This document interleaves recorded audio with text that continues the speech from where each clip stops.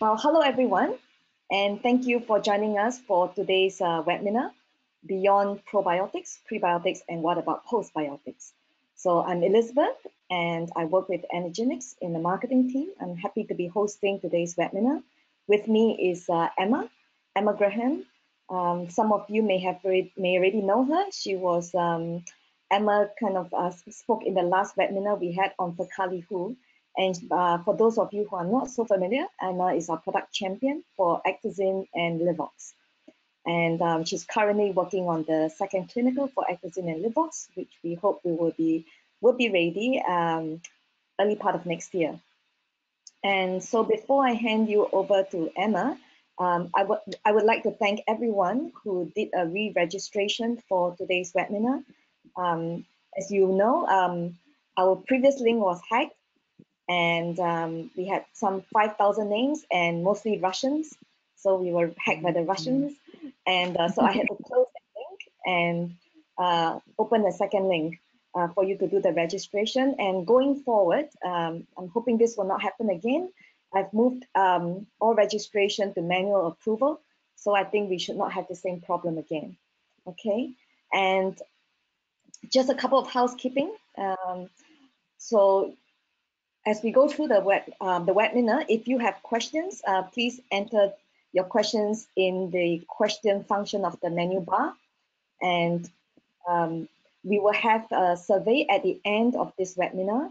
So please stay on and help us fill in the survey because we would like to get feedback from you. And also a copy of this webinar is being recorded right now, and we will have it available. So you just need to use the same link you have used to come into this webinar to watch the recording. Okay, so that's it for me, and I will now hand you over to Emma. Emma, over to you. Thank you very much, Elizabeth. Hi everyone, and thank you for joining us today for the webinar. So today we will be discussing our gut microbiome and the importance of diversity, and then also the different types of dietary fibre, and also this emerging concept of postbiotics. So obviously this is all to do with digestive health, and this is one of our key health platforms here at Anagenix. In particular, this webinar relates to our Kiwifruit products, Actazine and Livaux. But as you can see on this slide here, we also have products for respiratory health and some other products in the pipeline which cover off some other health platforms like blood glucose management. So if you have any interest in those areas, please do reach out to us to find out more. So I'd like to start talking about microbial diversity. Now, a diverse gut microbiome is one that contains multiple types of gut microbes, and this is a good thing. And I'll explain why in a moment. But first, I want to discuss what diversity is and how it is measured. So there are two types of diversity that are commonly measured, and these are known as your alpha and your beta diversity. So alpha diversity is the diversity within a habitat, and this is, for example, the number and types of gut bacteria that a particular person has. And ideally, a person will have high alpha diversity within their gut. So a good range of different types of microbes living within their gut. Then we have beta diversity, and this is the diversity between habitats. So this is important when we're comparing the gut microbiomes of people with different genetics or different dietary habits, just to see how different or similar they are. The concept of alpha and beta diversity is quite nicely depicted by the microbiomes of the Baka pygmies and the Bantu people of Africa, compared to that of US Americans. So as you can see, the Baka pygmies and the Bantu people, they have quite a high level of alpha diversity. So they have many different bacterial species present within their guts. If you compare this to the US American microbiome, they have quite a low alpha diversity with few different types of species within their gut. We can also use these groups to show beta diversity. So again, looking at the Baka pygmies and the Bantu people, between those two groups, they have low beta diversity. So they're fairly similar in terms of their gut microbiome. And reasons for this might be because the two peoples live in similar locations and are exposed to fairly similar diets. There are some differences, and this is likely due to that little bit of difference within their diets. The pygmies are hunter-gatherers, so they obviously hunt and gather for their food, so lots of fresh fruit. And whereas the Bantu people have access to agricultural foods and stuff that's grown, it's a little bit more westernized. If you compare this to the US Americans, so they have their Western diet, which is obviously high in processed foods and tends to be lower in dietary fiber from your fruit and vegetables. So between these two groups, there is high beta diversity. So just to explain a few more concepts or terminology when we look at diversity. So within alpha and beta diversity, there is what is termed richness and evenness. So richness is the number of different species. So a person with a high gut microbiota richness has many different species present. So if we take a look at this example here with the fruit, on these left two pyramids here of fruit, they have low richness. They've only got 3 different species present, while the 2 pyramids on the right have what's called high richness, as they have multiple species present. The other concept is to do with evenness, and this is the ratio of species that are present. So within evenness, we can look at the abundance or number of members of a particular species, and those with a low abundance will be classified as rare. So again, looking at our fruit example, if we take the 2 pyramids on the right here, the one on the left has low evenness because we've got here the apples, or one particular species has a high relative abundance compared to the other species which are present. And then the one on the right has the high evenness, which has a similar abundance of each species present. So why is diversity important? Well, our gut bacteria perform very important functions that we rely on.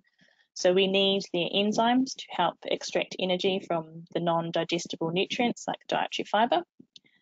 We need the butyrate that they produce to power the cells in our colon, among other things. We need the vitamins that they produce. For example, vitamin K, we need that particularly for blood clotting. We also need them to help with our immune system. So babies need the microbiome to help stimulate the maturation of the gut and the immune system properly. And then us adults need the gut microbiome to help maintain our immune balance. So different bacteria will produce different enzymes, different byproducts, and these all have different roles within the body. So we need that good range of bacteria to help ensure we've got a good coverage of these functions. We also need diversity to ensure robustness of the gut. So our gut is the first line of defense against invading toxins or pathogens. And a diverse microbiota is more adaptable and resistant to being upset by antibiotics, pathogens, or other invaders. So when you've got all occupiable places within the gut occupied by your commensal or beneficial organisms, then they have the metabolic flexibility to react to changing circumstances, and that helps to prevent invading microorganisms or pathogens getting in. So how do we go about nurturing a diverse gut microbiome? Very simply, we can do it through our diet, and particularly through a diet that is rich in a variety of different and complex dietary fiber, such as that found in grains, nuts, fruit, and veg. So quite nicely seen here, this little guy doesn't have a very complex diet. He's just eating some pizza, so he's all by himself, whereas these guys over here have been eating a whole heap of different things, and so there's lots of them and lots of different types.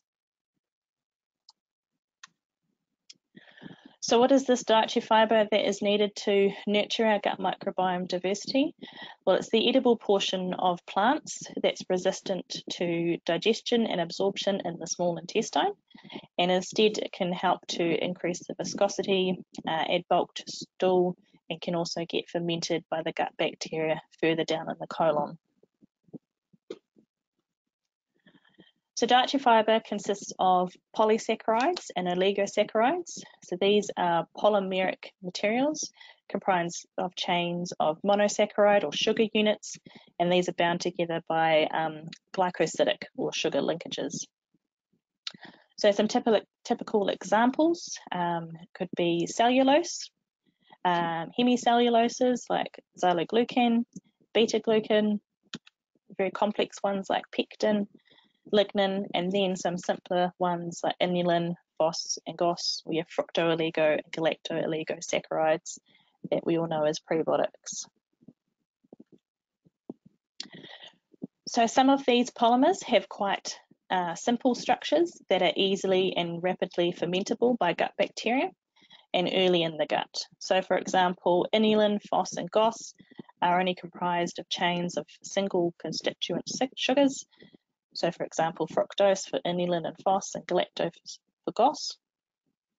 And these are predominantly fermented in the proximal or the start of the colon, which results in increases and changes to the composition and activity of the microbiota in that region only. Also, a simple prebiotic like phos or fructo-oligosaccharide may only benefit the one bacteria with the best and fastest utilization mechanisms and growth rate, and that can cause an overgrowth of this one particular bacteria, and that can help to decrease alpha diversity within the gut, which is what we don't want. On the other hand, a complex dietary fibre, which has many and varied sugars and sugar linkages, may require a variety of bacteria with different degradative enzymes to digest the polymer. So this can lead to food webs or trophic chains of different bacteria developing, and then you have successive organisms living off the waste products produced. So for example, if you have one bacteria with a certain enzyme breaks off part of the dietary fibre, revealing another section that a different bacteria can access, and then those parts are digested, producing byproducts that other bacteria can feed off of, and so on. So this can help to increase alpha diversity within the gut and right through the gut, not just in one place. Now the dietary fibre in Actazin and Livaux is quite complex. So kiwifruit dietary fibre mainly consists of pectic polysaccharides or pectin, hemicelluloses and cellulose. And the key part for us in the kiwifruit fibre in terms of the microbiome is that pectin. So kiwifruit pectin is a prebiotic polysaccharide. It has quite a complex and diverse structure, as you can see here. It's comprised of lots of different sugars, so rhamnose, arabinose, galactose, fucose, galactouronic acid, and it forms quite a highly branched and diverse macromolecule. It's built upon what's called a polygalactouronin core. And commercial pectin powders are often treated to be so that the pectin actually only comprises this core in the middle here, and it loses these side chains. Whereas the kiwifruit pectin in Actazin and Livaux is intact and possesses its full complement of diverse side chains. And some of these side chains, like the rhamnogalactouron number 2 here, is actually one amongst the most structurally complex polysaccharides in nature. So all of this means that your inulin, phos, and gos, those simple carbohydrates and prebiotics, they require a relatively simple toolbox of bacterial enzymes to completely and quickly break them down into usable substrates, whereas the kiwifruit pectin, with its complex side chains and core, requires a very complex assortment of enzymes from a range of specialized bacteria over a period of time. So Actazin Livaux pectin is therefore slowly fermented by a colonic bacteria as it transits through a colon, as you can see here, and the different bacteria are able to successively access the newly revealed regions of the pectin as it undergoes that degradation. So the slow rate of fermentation means that you've got a greater variety of good bacterial species will grow, increasing your alpha diversity. And then also the beneficial fermentation byproducts are produced from the kiwifruit pectin, so your short chain fatty acids, all the way along the length of the colon. In contrast, your common prebiotics, inulin, phos, and gos are fermented rapidly and early in the colon, and they can actually often produce gas, bloating, and discomfort in susceptible individuals. So as mentioned previously, nurturing a diverse microbiome is important to support the various functions of the microbiome within the body, which includes the production of the byproducts such as the short-chain fatty acids, which can provide numerous health benefits to the consumer. And short-chain fatty acids are not just needed at the start of the colon, and we'll discuss that a bit more soon, but first we'll just talk about these beneficial compounds a bit more. So going back a little way, the concept of traditional probiotics dates back to 1907 when Eli Metchnikoff suggested regular consumption of fermented dairy products with lactic acid bacteria, for example yogurt, was associated with enhanced health and longevity. And since then, the definition and understanding of probiotics has evolved, and various concepts in this field have emerged and developed, including the likes of prebiotics, which we all know, also symbiotics, but now also this term postbiotics is starting to emerge. So postbiotics are yet to be clearly defined as the terms prebiotics and probiotics are. However, it is generally accepted that the postbiotics are the functional bioactive compounds generated during fermentation and which may be used to promote health.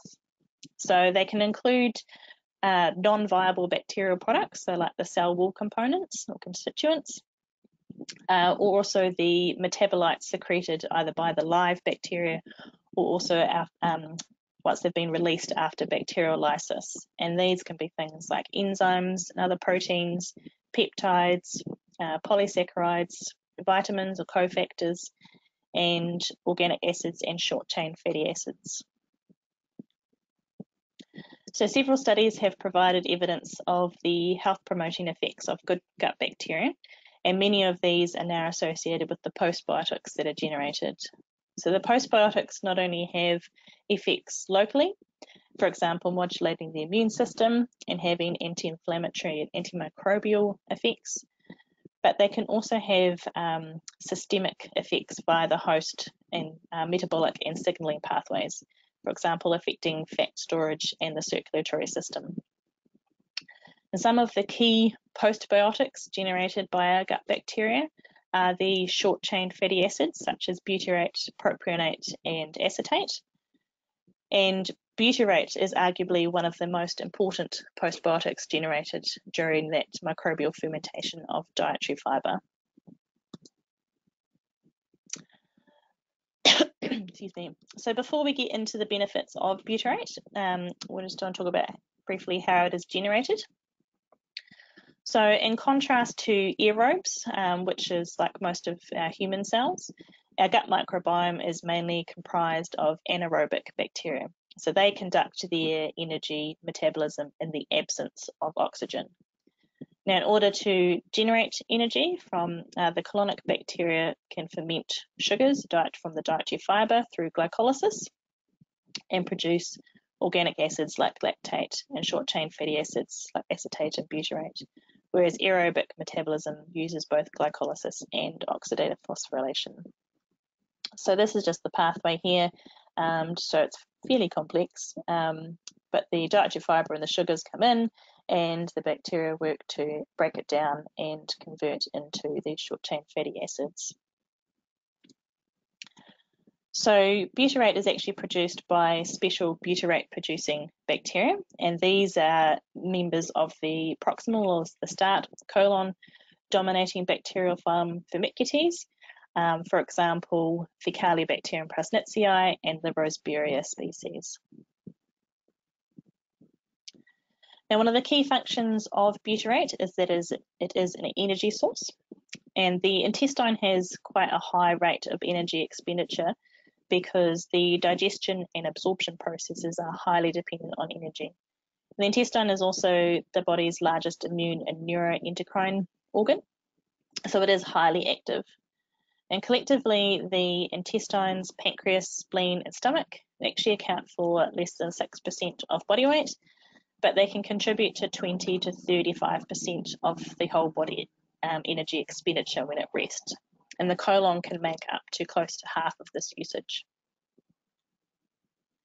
So what is that energy used for? Well, the colon is made up of colonocytes, which are the epithelial cells, and these grow in finger-like structures called villi, which are separated by recesses called crypts.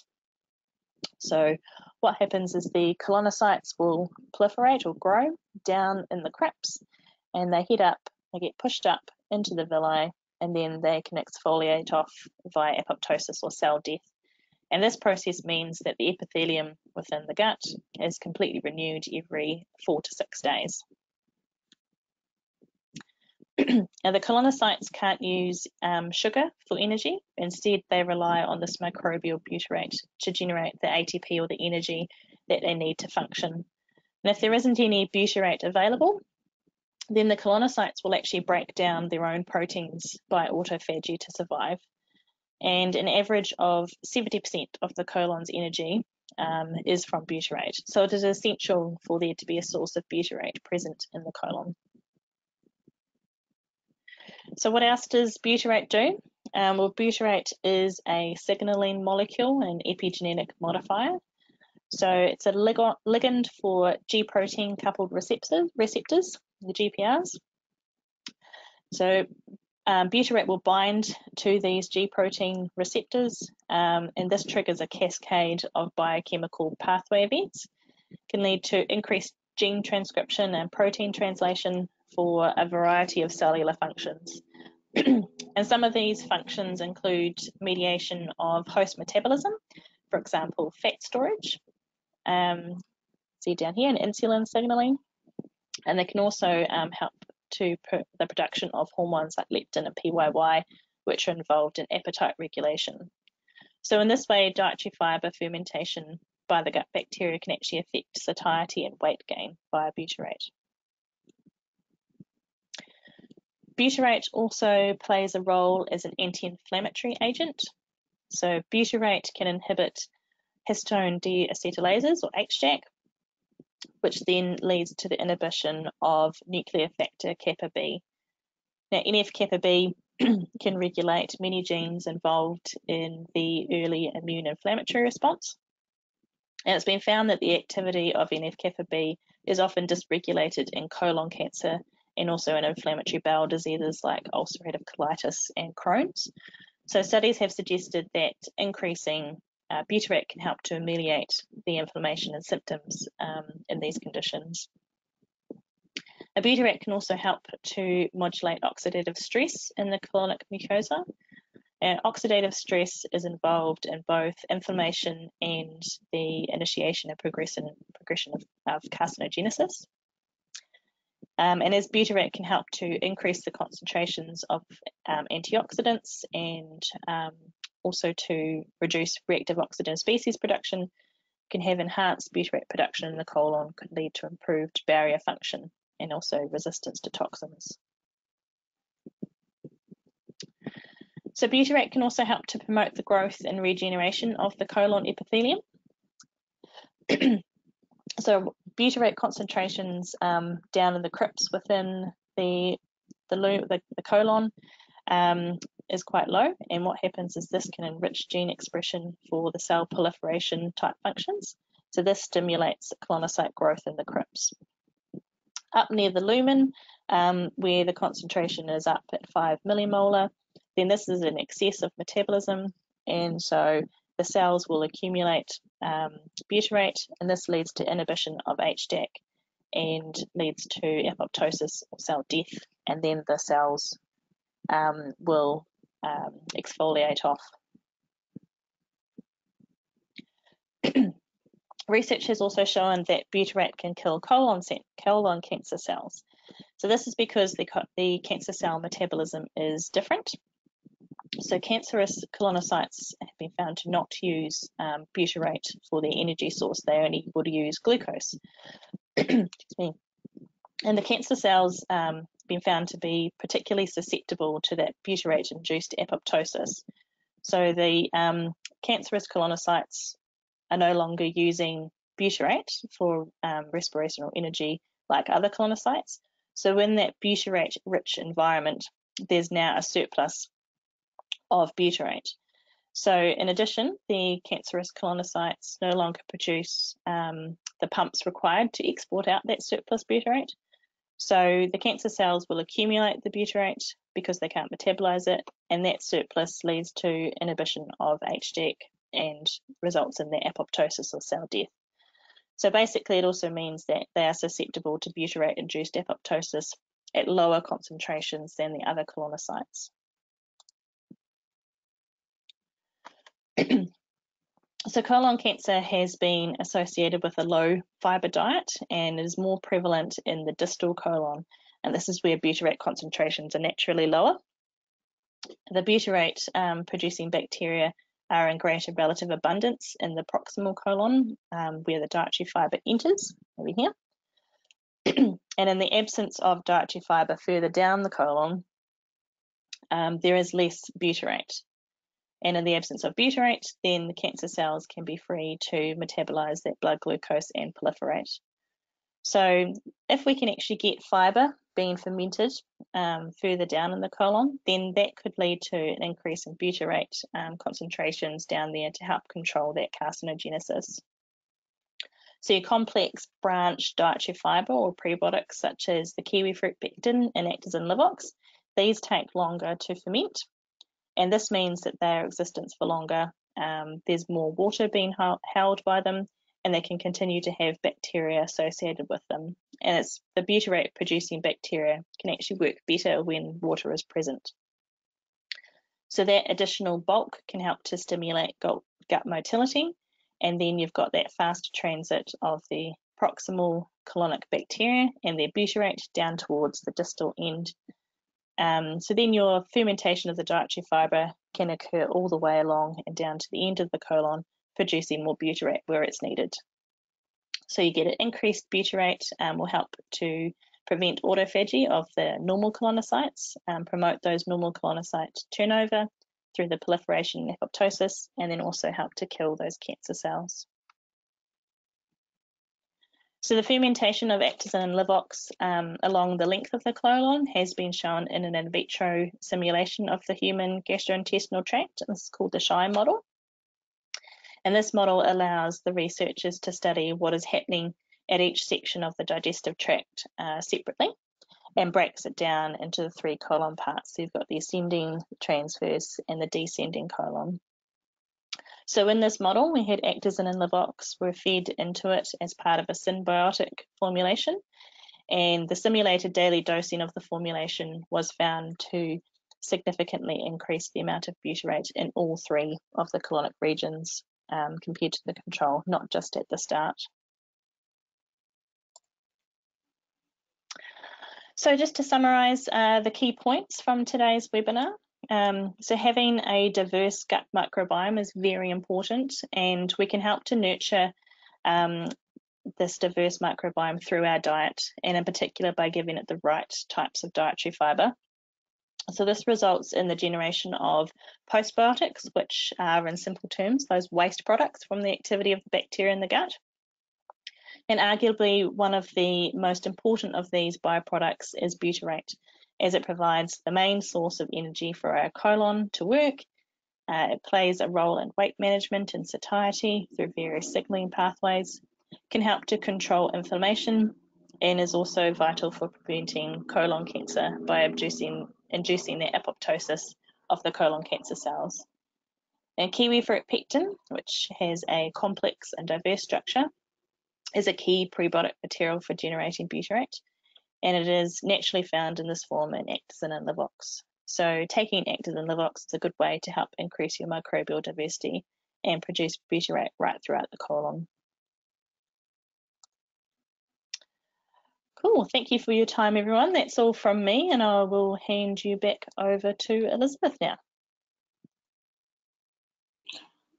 Well, thank you, Emma. Thank you for a very good presentation. So very interesting about butyrate, information about butyrate and the lower end of the colon, and how that helps with even in the prevention of colon cancer.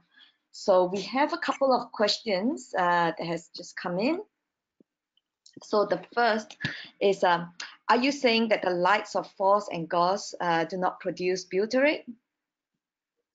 No, not at all. So any carbohydrate source can result in butyrate production. The difference with FOS and GOS is that they will be fermented early on and rapidly at the start of the colon, whereas your complex carbohydrates like your pectin and the actins and Livaux will lead to butyrate production along the full length of the colon. Okay, so here's another question. Besides kiwifruit pectin, what other prebiotics can reach the lower end of the colon? So other dietary fibers will certainly reach the lower end of the colon. For example, your complex ones like hemicelluloses and even cellulose can get down the end, but they aren't necessarily fermented as much as pectin. Okay, let's do one more here. Can you please explain more about butyrate's role in weight management? Okay, so as we probably briefly described in the webinar, butyrate is a signaling molecule. So it can help to bind to various receptors to stimulate various pathways. One of these pathways involves the production of a couple of molecules called PYY and GLP-1, and these are known to increase satiety, so that feeling of fullness, so you don't want to eat as much. And butyrate binding can also affect fat storage as well, so decreasing fat storage. So the mechanisms by which it does this is actually quite complex and not entirely understood, but there have been several mouse studies showing that butyrate can help to manage weight. That's great. That's interesting.